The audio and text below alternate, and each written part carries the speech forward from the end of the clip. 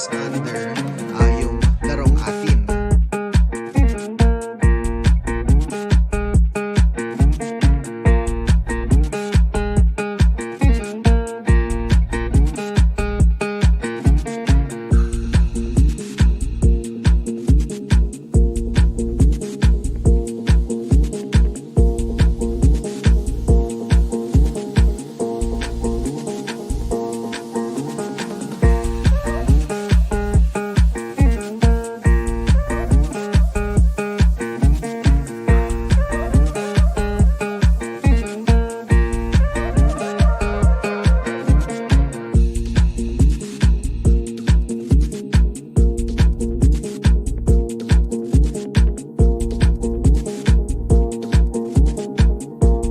Hello? Ay,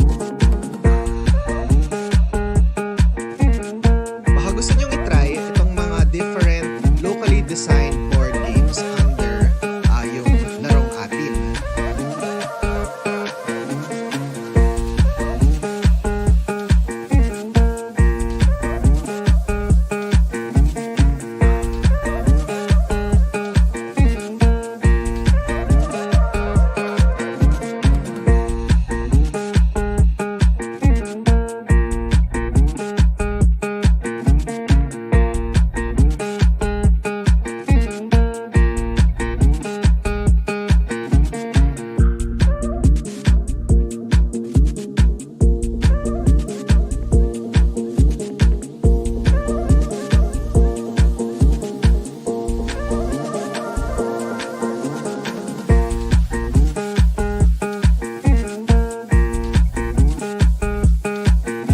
Hello?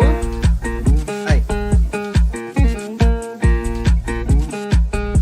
baka gusto nyong itry itong mga different locally designed board games under yung Larong Atin.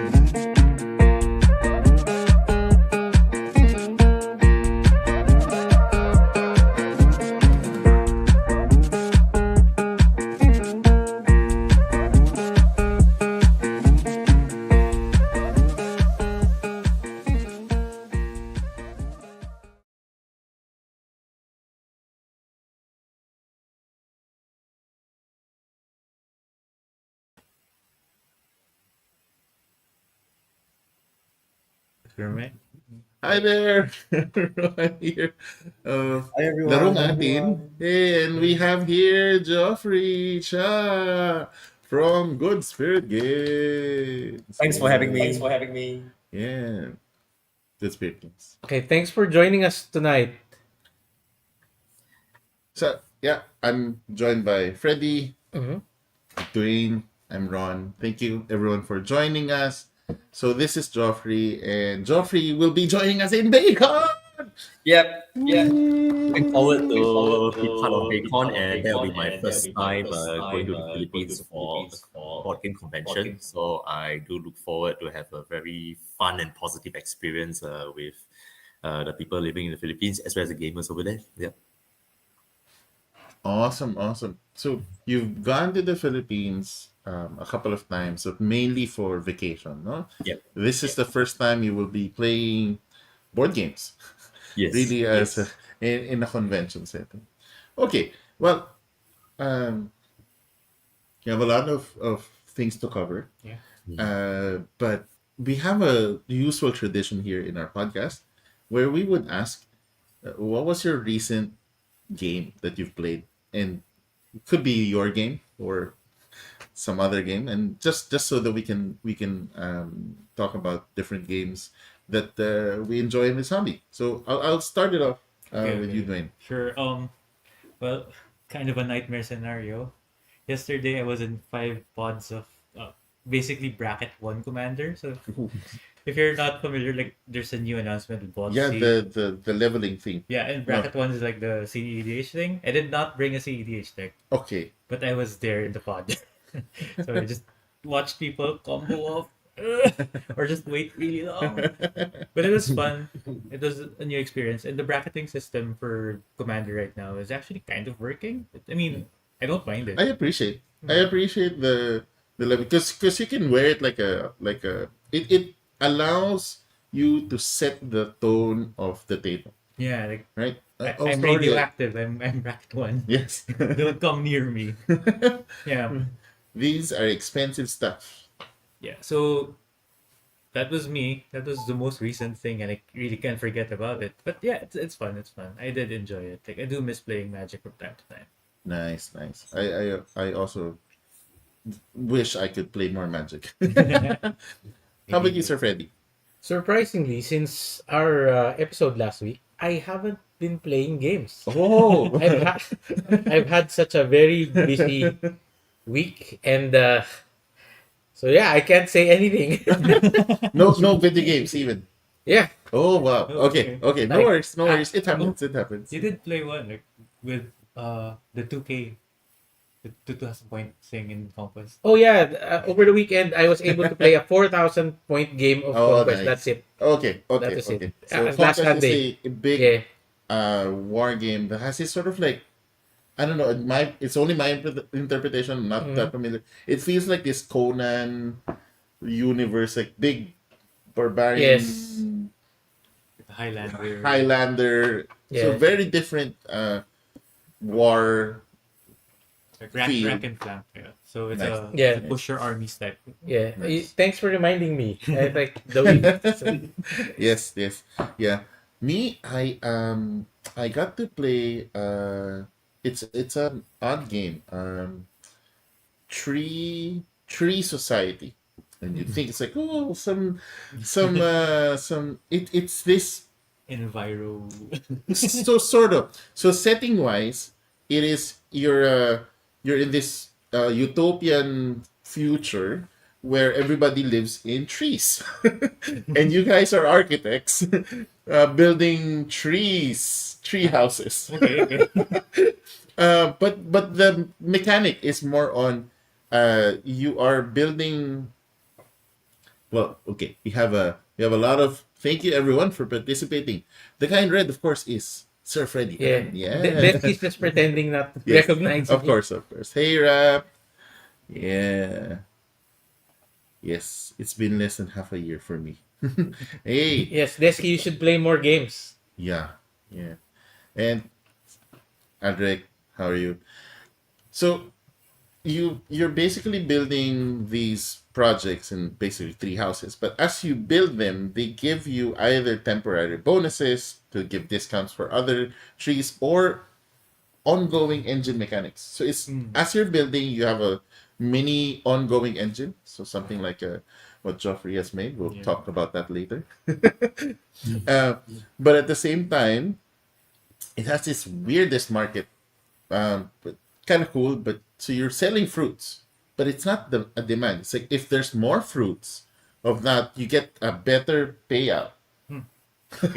So the more people are producing that, Yeah. you're paying out. You're getting a better payout. So it's very odd. So I guess it's like a reverse. Yeah, Because it's a utopian world. If you're producing more as how everybody else is producing, they're supporting you more. They're paying you more. that makes very little sense. It does. It doesn't make sense at all. But mechanically, it's interesting, and yeah, it's fine and it looks good. How about you, Geoffrey? What game Alright, have you played recently? I've played a few games last week together with Daryl Chow and some other local Singaporean influencers. So I played a few games. One of them is called Flower Fields. Not sure if you've seen it before. Flower Fields from Horrible Guild. So basically, it's polynomial tile placement and open drafting game. Yeah. So it's kind of like King Domino, but it's a little more challenging. The challenge is you need to spend currencies, which are bees. So you have these cute little wooden meeples that shape like a bee.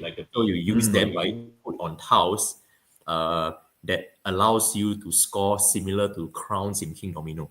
Yeah. And Nice. the way to get tiles, right? Okay, it's done in a round circular settings whereby you take a tile, or you can place a bee to take the next tile, so on. Yeah. So it is the mechanic is quite simple, Yeah, but there are a lot of challenges in terms of scoring, and there are many ways to score for Flower Fields. So, which I would say that this game is kind of like a challenging version of King Domino. Yeah. And I've also played another game called the Taverns of Taffentel. Yeah, I'm not sure whether I pronounce it correctly. So what I'll do is I'll just type it out in the comments. So maybe you can let me know how am I going to comment it. Nice, okay. So the spelling of the word Taffental is Tiefenthal.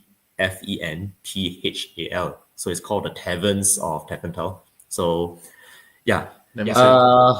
it is a okay game. I find that the gameplay wise is good, although the setup is taking too much time for what the game is. Yeah. So despite that, well, we do enjoy our time last week. Yeah, playing these two games. Cool. So you're when you play games with other designers. Yeah. So I guess when you're playing games, there's a lot of critiques.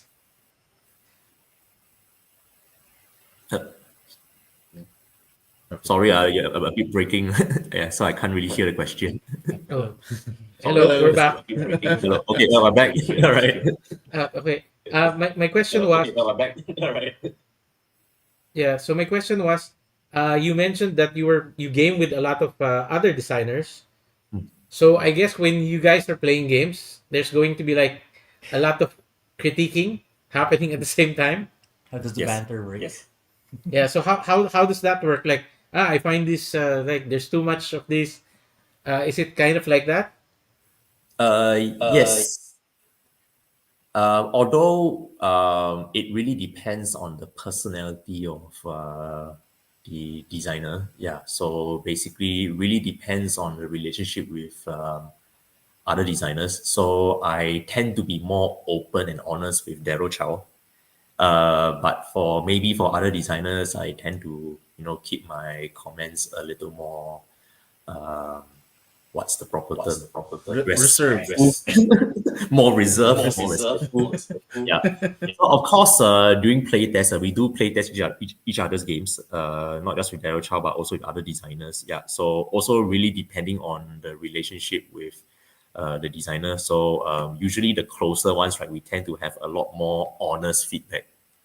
Yeah, which is way a lot more helpful because I mean between the more experienced game designers, we learn to provide constructive feedback.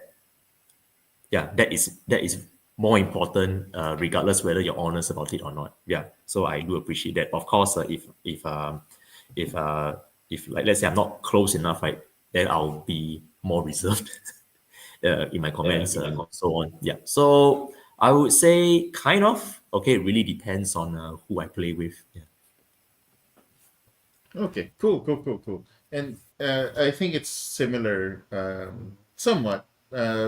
When because we have a local unpub, so we are part of a group of designers. So when we're talking to the Larong Atin group of designers, oh, it's upfront. It's like there's no more filter. It's like, bro, I don't like this one. I don't understand this. What does this? Why do you still have this? And we're giving straight feedback. Yeah. But if it's somebody on the public, it's a little reserved because I don't know how they're gonna react and what is their intention. But the idea is you want them to come back. Like if it's on pub Yes. and like they're a first time designer, you don't want to shoot them Crush immediately. their dreams. Immediately. Don't come back. Yeah. we I think don't do not that. immediately. Yeah, I do understand that. Yeah. Although I do have some exceptions. For example, maybe there are some designs that I personally find it um, way way impossible to be published to the point where I felt like I should be brutally honest. Otherwise, that guy is going to waste his time. Yeah. So Yes. there are some exceptions that I might meet a aspiring designer for the first time, but if the game is really not ready, I tend to go way brutal on that, yeah, especially when I felt like the game is really not ready. But of course, there are some games that we play tested that is not perfect, but has huge potential. Uh, yeah, we tend to give honest feedback, but we do encourage designers to, to challenge themselves, to improve on it, so on. Yeah. So most of the time during our play testing sessions in Singapore, right, I believe that we try to help each other. Yeah. Despite sounding like a criticism, but in the end, it's not against you, but it's more like against your, your. I won't say against your future, but it's like we're trying. We're more worried about your future. You get what I mean? Yeah. Yes, yes, So yes. we yes. don't Yeah. want a game that you can't sell, or because it's not what the market expects. It's not what the market demands. Yeah. So I felt like as game designers, we are the one proposing what's fun, but it's the market that decides what's fun, and that's where the sales comes in. Yeah. Yep, yep, yeah. Yeah, we try to advise people against their own financial ruin. Basically. Yeah, Yep. but when you meet people that just tells you, "Oh no, it's just my fun project," and we're like, "Yeah, but you're gonna spend this much. How much extra fun do you do you have?" Yeah. I do understand.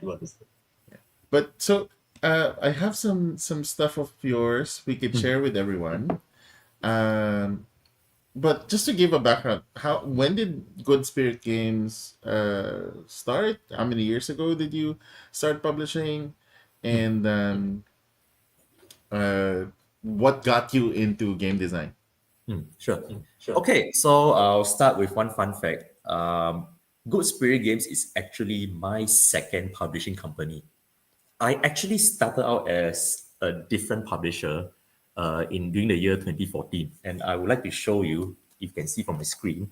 Yeah, this is my very first game called Tribal Nation that is Cool. published in 2014. All right. So I started out publishing this game without any experience, without any expectations, and without knowing there are so many thousands of games out there. Yeah. So what inspires me to publish these games, right, is I've been playing board games since I'm a teenager. And of course, it's the usual Monopoly, the chess, the more traditional ones. All right. Yeah. Of course, along the way, um, there are some unique board games during that period of time. But I was thinking that, uh, Monopoly is fun because it's popular. That game I've never heard of is likely not fun because nobody heard of it. Yeah. Until in Singapore, there are growing number of board game cafes, and I've visited a number of them, and I was really surprised by modern board games during that period of time. So, like, I was so impressed with Catan. I was so impressed with Carcassonne. I was so impressed with Werewolf. Imagine, right? Okay, I mean, as gamers, we might think that this is probably dated games, but for a person who got exposed to these games for the very first time in their life, right? Okay, you know, this is basically very revolutionary. Yeah. So from there on, right, I kind of being inspired to start designing my own, and therefore I came up with this game, Tribal Nation. All right. It is. I personally felt like it's still a fun game, but although it's not perfect. So as I started out this business, right, myself without any experience, I just braved through the rain, braved through all the criticisms, braved through all the losses, braved through all whatever insults. So imagine, right, you get criticized for your games, right? Okay, when I started out my first game, basically whatever bad things happen or negative things happen, right, all happened before. So from there on, right, I decided to so-called close down that company and started playing more games. So after thousands of games later, I became a collector, became a gamer myself, and that's where I felt like I'm ready to return. So of course, I'm not using the old brand, which is actually called Chris Crossfire. That's my previous company. So Nice, I'm going to nice. start a new company called Good Spirit Games, and I felt like my purpose of designing games is for everyone to enjoy. So Good Spirits basically means happy, right? So So it became my design philosophy, whereby I hope that whoever plays my games will have fun with it. I felt Right. like that is basically my main objective.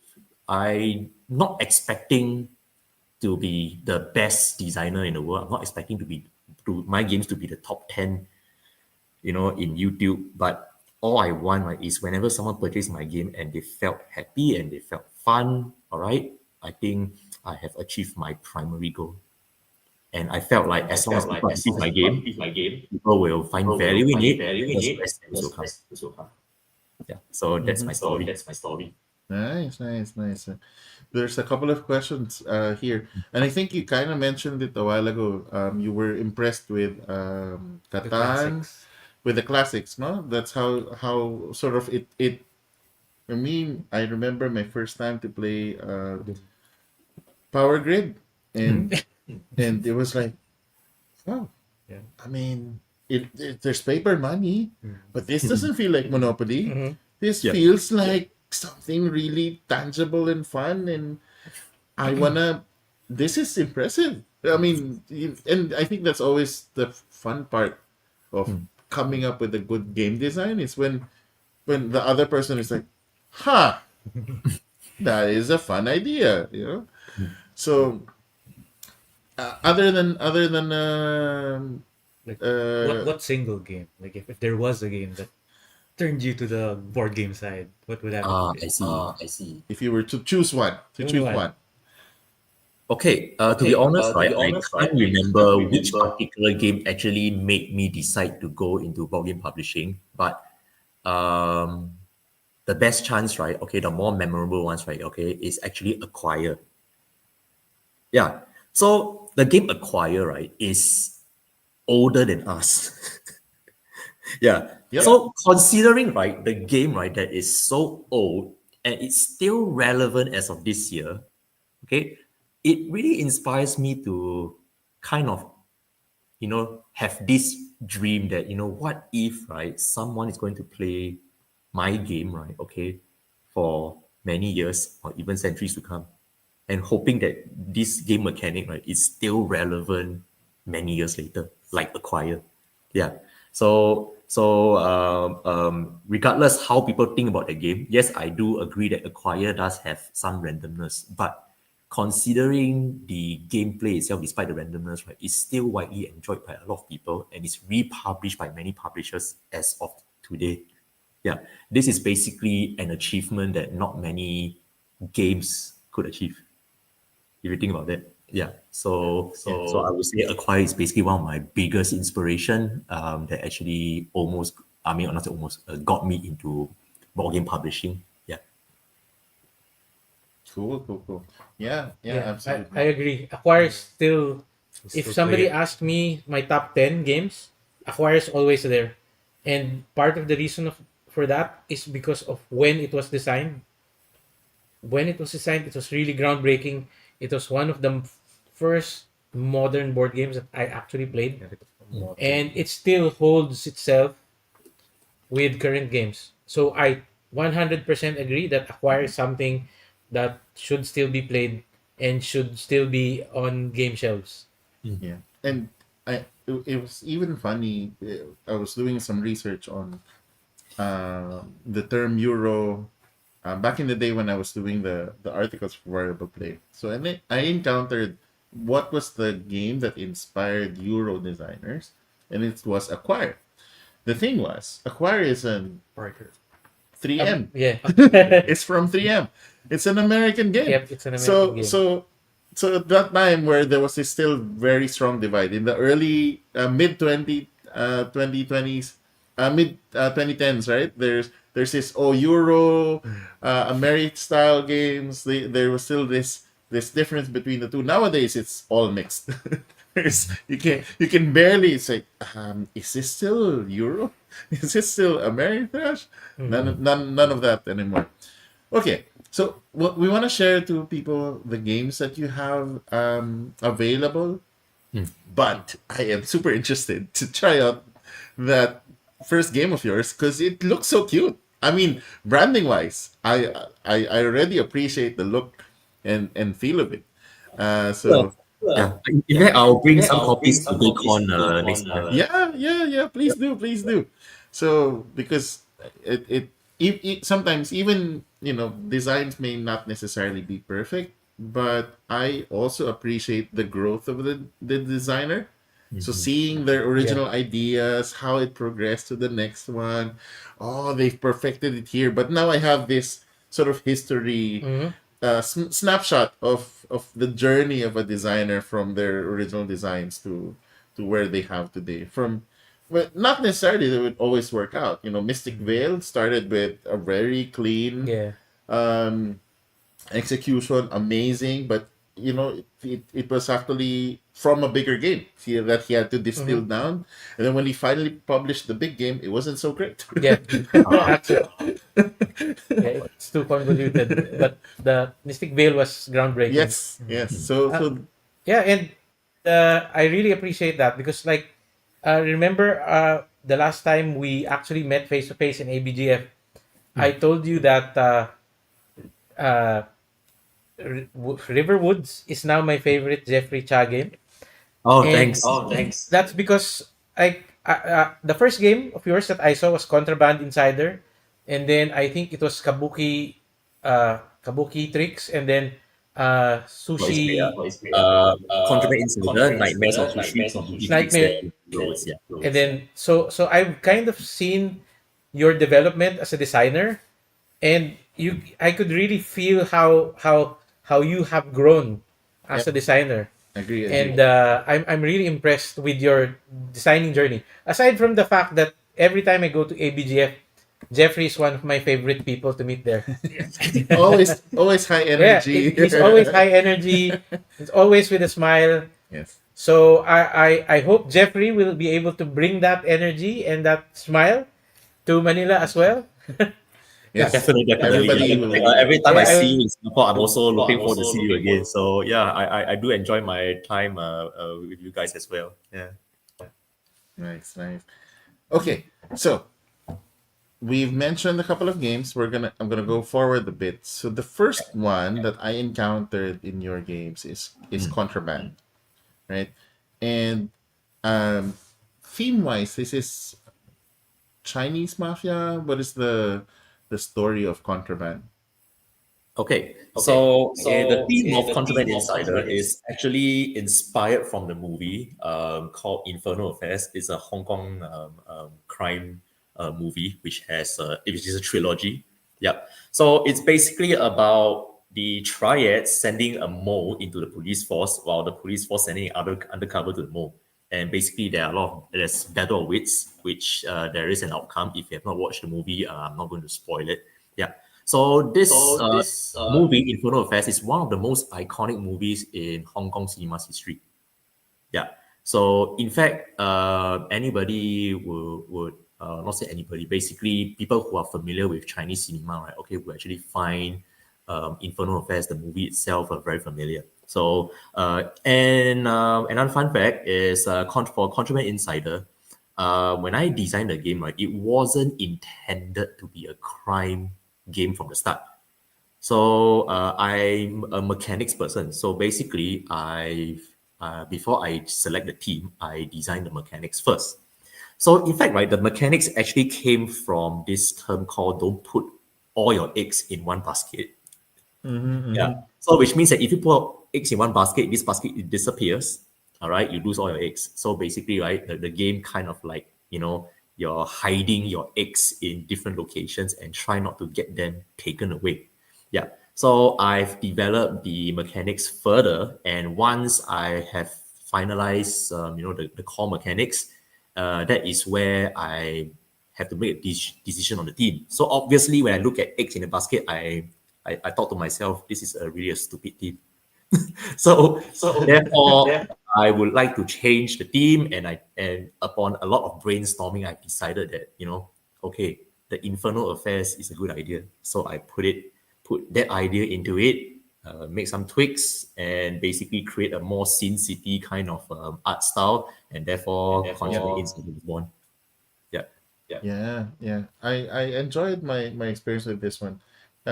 There was when I was first experiencing it, there was this game called Storage Wars, which was based also from a film from a series, and where you have some sort of partial information about a stash, well, in this case a container, and but then in that game it's bidding, and yours is more of this, yeah, kind of bluffing style.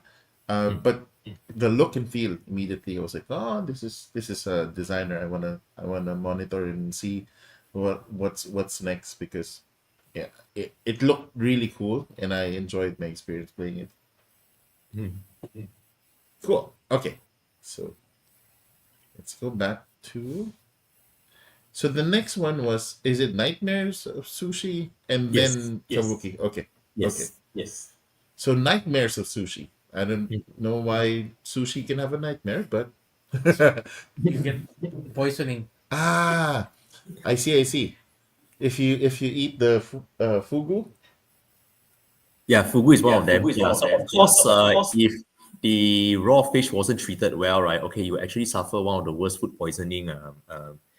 Yeah, because for example, there are a lot of what I call it, parasites in raw yeah, meat. Yeah, so of course, the the meat in various sushi restaurants has to be treated, and of course, the chefs would definitely know that what consists of a good piece of raw meat and what consists of a rotten one. So therefore, most of our time in sushi restaurants are positive. It is quite rare, but if a sushi restaurant screws up a sushi, right? Okay, yeah, you actually suffer one of the worst experiences in food poisoning. Yeah. so you got to experience it, and then you turned it into a board game. Actually, not actually exactly. not I've exactly. never experienced food Experience poisoning in food sushi poisoning before. sushi Yeah, I before. mean, Yeah, probably I it's mean because probably it's I know which sushi place to visit. Yeah, yeah. so So yeah, Okay, and to okay. be honest, and to right, be honest, it's quite safe to eat raw sushi in Singapore as well. Yeah, we do have very strict regulations when it comes to food safety. Yeah. Yeah, and because we're both an island country, but Philippines have really quite a lot more islands. Mm. Definitely, when you come here, we would try the seafood, Yes. um, Yes. because it's going to be a lot. All Mm. of our sushi sashimi are exported. we, Yeah.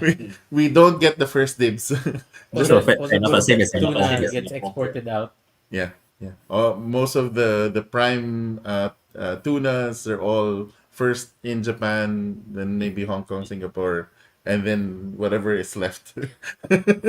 We get the rejects in our local markets. Yes. I see. I see. I see, I see. So you mentioned that you're a mechanics first. So here we have another question here Sure. from. So I'm curious, what's your favorite board game mechanic, and what about that mechanic that you find engaging? Mm.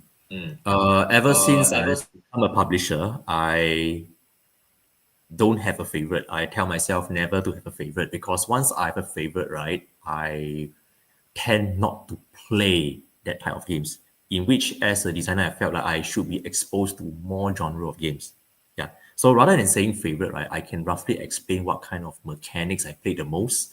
Um, well, I think for now, as of last year and this year, right, I played a lot of trick takings. I played a lot of Euro games. Um, and as compared to the past, I started to avoid heavier games. I still like strategy games, but I have been avoiding heavier games. Anything that is more than 2 hours, if I could avoid, I'll avoid. Yeah, unless I really love my group. So, so probably the yeah. So, but of course, I am not avoiding heavier games is because of my schedule. So, I mean, if I have free time, right, I do play heavier games once in a while. Yeah, but to answer this question, the game mechanics I played the most as of the past 2 years are Euro games that are more focusing on long term strategies, like worker placements, so on, as well as trick taking games. I've been playing that for the past 2 years, most of it. Yeah. Cool, cool, cool. Okay, so I agree with the designers should try as much games as they could. And the challenge in that is that we don't have unlimited time. So so sometimes even for like big games, I would ask they would ask, hey, we wanna do you wanna play this game? Actually no, but I wanna sit in learning how to play just so I can see how the mechanics work, and then I'll let them be because I cannot spend a game night just playing one single game. Um, but sometimes, on occasion, I would do that. Yeah. Yeah, and if somebody can make me sit on a table for more than 2 hours to play a game, it must mean I really like that playgroup. Yeah. Oh, yeah, sure, definitely. Okay, so this is one that you mentioned before the stream that this is actually doing quite well for you. Yes. Kabuki tricks. So can you tell us more about Kabuki tricks? Yep, sure. Maybe at the same time, I'll explain Nightmare Sushi and Kabuki Tricks together. Yeah. So why am I putting these two together, right? Is because they are actually in a series. Yeah. So I'm attempting to create some sort of IP, basically like a game series about this Shiba Inu. We call it the Shiba Sensei. Sorry, Shiba Senpai. Sorry, Shiba Senpai series. Yeah. So basically, it's each game, right? There are standalone gateway games that covers a parody of Japanese culture. So this is the first game, Nightmare Sushi. It covers the topic on sushi. The second game, right, is talking about kabuki. Yeah. So for Nightmare Sushi, I wanted to create a gateway game because I felt like, despite me being more of a Euro gamer during that period of time, I felt like I should try to cater to the more casual audience. Yeah. And I believe that, to start with something that is a little more humorous, a little more cute, really fits gateway gamers, all right, and casual audience as well. So I designed Nightmare of Sushi, right, as a short game. The first game will be a shorter game, all right, with a twist in a way that, let's say, you can win by the most points or win by losing the worst outcome, both ways. So basically, right, it's, if you're a good player, you try to win the most points. If you're a bad player, all right, no fret, there's a chance of winning by getting the worst points ever. Yeah. So basically, it is my attempt to create something unique whereby you win by winning and win by losing. And it's a short game. Yeah. So basically, I'm hoping for more replayability. So that's for Nightmare Sushi. And Kabuki Tricks, right, is my attempt for trick-taking games. So, like I've mentioned in the previous question from Ramos, I did mention that I play a lot of trick-taking games. So, as I play like hundreds of trick-taking games, there are a few pain points that I felt. Yeah. So, for example, I felt like trick-taking games are way too random, way too chaotic, way too much luck. So I'm challenging myself.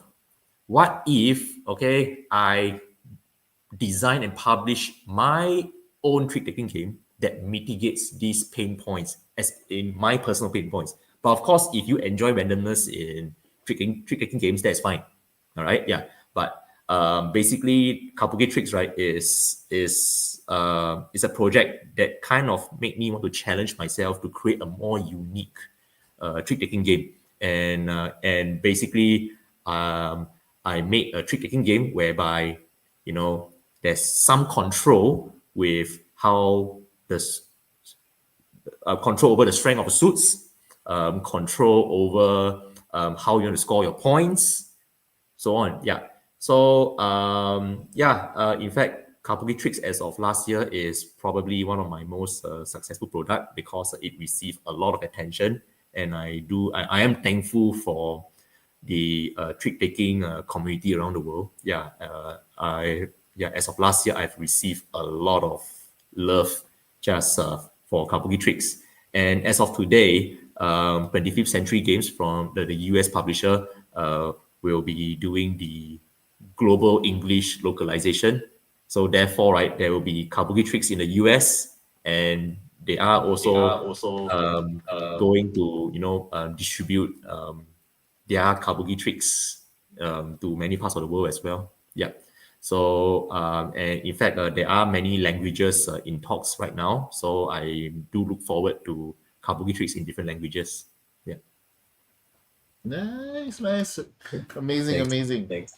And good job on the series. Even your Facebook page, the your mascot is also there consistently. Yeah. Oh, yeah. Yeah.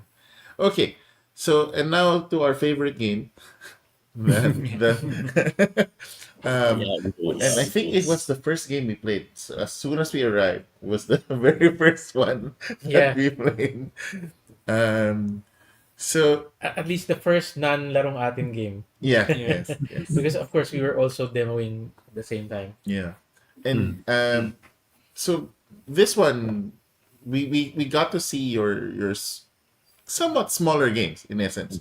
Although Contraband is a little bit, there's you have a personal board and there's also a common space, common market. But this one you have these exploration tiles, and then you have some sort of, it feels like worker placement, but it's not necessarily worker placement, but it sure feels like worker placement. You place your companions around. Yeah, and then you move your companions around and tiles show up. Um, maybe you can summarize for people to how this game plays, because I'm a big fan of it. Oh, thank you so much. Okay, to summarize the game, right, it is actually a hexagon tile laying game. Players play a role as city dogs. So it's up to 4 players. Each player will choose a dog. So these dog breeds are actually British dog breeds. So choose one of the dogs, all right, and you will get to choose a starting position. So yes, there will be a map with different hexagon tile placements, all right, and in each round, each player will have to do 3 actions, and each actions are decided by number tokens. So you have 3. Just imagine you have 3 round tokens, 1, 2, and 3. And there are 3 actions for you to choose. So let's say, for example, there is a movement action. If I put a number 2 at a movement action, therefore, I can have 2 movement steps, whether is it from my player piece or from my companion. And of course, the other actions are placing more tiles and you hire companions to help you in your journey. So at the end of your turn, you can achieve various objectives. Some objectives are landing on a color terrain at a certain size. Some are surrounded by resources. Yeah. So you score points along the way. And one of the interesting thing about Riverwoods, right, is for the objective is at the start of the game, it's more like a race, which means that players are racing, right, to score the most points at the start of the game. But at the later part of the game, right, okay, you have to plan on how to maximize the number of points to win. So basically, it's a kind of game whereby it is challenging. There's definitely a sense of urgency. Yeah, but also requires a lot of planning, especially when the action selection is decided by the number of action points that you are allocated with. Yeah, so I think that's and the game is total 5 rounds, so most points win. Yeah, I think that's the summary of it. Yeah, I appreciate actually the progressing puzzle, because so yeah, you start out with those 3 tokens that already is a fun decision every round, because I want to buy that, but I want to be able to afford it, so I'm going to use this up. But I want to be able to move, so it leaves me with just this one last option. So I'm always accounting for where my budget goes. So I have a budgeting portion, and then now I have the puzzle. So it's like budget, and then go, okay, what do I want to do? And then you increase the puzzle every round. You add a new scoring mechanic. And like, I have one in my hand, and I'm looking at that. Can I do that? Can I do that? Can I do that? Can I do that? And it's constant back and forth. Just is so much fun. And you go like, oh no, it's fifth round. It's fifth round. it's about to end, and you're just making these three decisions, these three last decisions, and that's it. And so, yeah, for everyone who's coming to BAECON, please definitely try this game. It is a fun one. It looks, as what you said, fancy, Yeah. fancy doggos. They are quite fancy, and their friends are fancy too. So They have companions of different types. Like there's a hedgehog. One of yes, my main motivations why I dragged them to your table is like there's a hedgehog. yes, very nice, very nice. So, Geoffrey, thank you for joining us today, and I want to invite you to BAECON. BAECON, we've been doing this since 2017, and started out as a not necessarily as a joke, but like a wishful idea. It's like, can we really do this? But it ended up happening, and yes, Bacon started in 2017, kicked off, and every year it just doubled and doubled. And this year, we actually have a pretty fancy venue, and for everyone who's joining, so it's going to be in 18 Missouri. So this is in Annapolis, Annapolis Green Hills. Annapolis Green Hills. It's just be across Promenade. Across Promenade. Like walking. Promenade Mall. Yes. So Got just it. across Promenade, and it's near everything. Yeah. So food, uh, hotels, everything is there. Green Hills is one of those classic malls, kind of like your Simlim Square. In Singapore. Used to. Yeah. You know, back in the day when Simlim was where you buy all of the gadgets. Tech stuff. Yes, yeah. yes. So it's that's how it was Green Hills It's a bit wise. different now. Nowadays, also it has taste evolved. now. Yeah, yeah. It has evolved, but that's where we used to buy our not so Geek stuff. the geek stuff. Okay, so but yes, so it the capacity we're expecting to have 500 participants this year, because we just have been growing year after year, and so I'm inviting everyone. Invite your friends. We have space for you, and you get to try out Joffrey's games. Every year we do this, so it's just constant fun. And the way it works is just you just sign up, people show up, play games, try out every other publisher's game, and yeah, that's pretty much the whole event. There will be simultaneous events like D&D one shots, RPG one shots. There's somebody would be running tournaments. There's also people that will be doing miniature paintings. I know there are some volunteers who wants to run some cosplay, so there's also that. Well, just fun time, and all of this is being driven from the game groups. So when we started this, it's really our main goal is to just spread the hobby to more people, and we follow core values of openness, welcomeness, supportiveness, and regularity. This is how we build all of our game groups. So openness meaning anybody can join. So I appreciate that when you said I wanted to design more gateway games that more casual players can go, and we really appreciate those, because to us who are advocates, having a good gateway game can really make or break converting somebody from somebody who just passed by, played one game and never looked back, or somebody who passed by and now stayed and never looked back.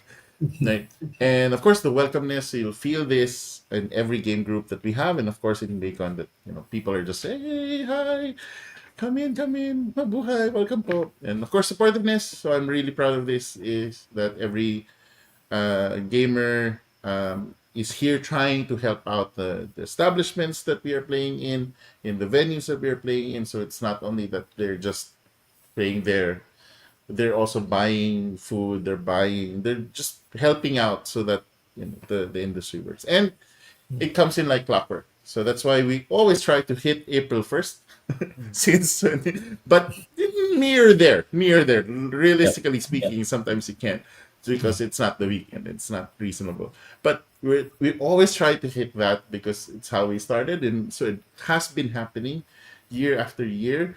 And there's even asks now to do it more than once a year. So we'll get there. We'll get there. I think we need to grow this a bit more. So, of course, the beauty of this is that you get to interact with your new fans that are gonna come in here and get to know you. In terms of they now have face to face, and of course, just the volume of people that will join. So hopefully, with your help, it'll also allow us to grow the Philippine, not necessarily just BAECON, but just the Philippines in general, to become also like Singapore, where it becomes a destination to go to, because we are excited to visit you guys year after year. It's a part of our year that we're going Yeah, to we're going to you know, Singapore. we're going to Singapore, November. yeah, and we're gonna eat some noodles at the noodle place downstairs. Some that shining the Sichuan pepper noodles. Yeah. Um, Yeah. yes, and we look forward to it. So we want to be able to also have that here in the Philippines, and hopefully that this is now an avenue for you guys to also enjoy the community that you guys will be growing with us here. Yeah, and that's pretty much why we asked you. We enjoy the games that you've designed, and we're excited to see now what are you design. I know that you're observing the market, you're seeing how, and I appreciate that too. It's sometimes it's also hard to just keep on designing, and then you're not there to appreciate people just enjoying the games, and then growing the community to enjoy the games. And I think as a designer, it also is part of the task to Yeah. not only just come up with new ideas, but also to somehow help get that game more introduced to more players. And amazing that you have now a global reach for your games, and I'm excited to see. I'm pretty sure River Woods would also be picked up by international publishers, if it not has been already in the ropes and you just can't mention yet. It's okay. We want that. Of course, yeah. Actually, I do hope that games from the Philippines will also gain more attention worldwide as well. Yeah, in fact, I do played a number of games from the Philippines, and I do enjoy games like the Folded Wishes. I can't remember there's this female heroine game. I can't remember what's her name. There's this female superhero. Darna, Yes, Darna. yes, yeah. And the one from Mikey, is it Mikey? The one that the one with the turtles, yes. Pawikan Petro. But because it's in Filipino. Yeah, because it's in Tagalog, yeah, so that's why I can't remember the modern name. Yeah, Yeah, because actually I do find a I lot of think potential from Filipino designers as well, and I also really wish that the international community will get to know more about your games and get exposed to your games as well. So although it takes time, but I'm sure we as Southeast Asia or ASEAN we're going to get there sooner or later. Yeah, if the Vietnamese has already got their games worldwide, yeah, I'm sure the Malaysian games, Filipino games, so on. Yeah, I think all of us as part of ASEAN we can grow together. Yeah. Yeah, sounds good. And I think that's kind of the direction. If Singapore is creating waves into creating a brand of a destination convention, if Manila and the Philippines also can do the same, and then we'll have more countries also be able to do that. Eventually, we can have this sort of Asian Gen Con that we can say, hey, Asian Gen Con is in this country this year, and then next year it moves to the next one. I don't know. Some mutation of that idea, because we're quite near. I appreciate actually that it is very accessible. It's not like you don't have to travel across the globe. yeah. On the There's other no side. time difference. Yeah, like pretty much when we're traveling within ASEAN, at most it's like an hour difference Yeah.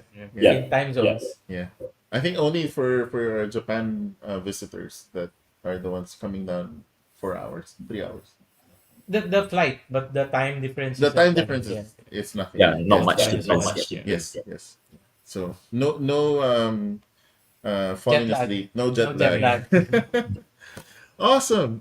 So I super thank you for joining us today. It has been an amazing conversation. We will be doing this on BAECON itself. We'll be setting up one of the sponsors. So aside from Sir Freddy Ludus, uh, we have a new sponsor called Spaceport. This is where we are at the moment. Mhm. So it's a space, it's a creative space, and we will be talking about it more and more these uh, next episodes.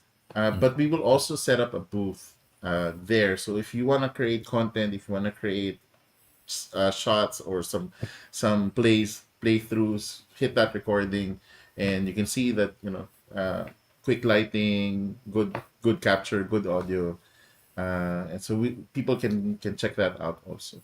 So thank you everyone for joining us. Anything to add? Well, Nico just got here. Nico, one of our designers, actually got to play Riverwoods last Friday for the first time. Yeah. Great. Yeah, I hope because he you. was quite busy. Yeah, he didn't get to play it in Singapore. Yes. So yeah, Hmm. on Friday we tried it out again. Cool. All right. Thank you everyone for joining us. Yeah, thank you.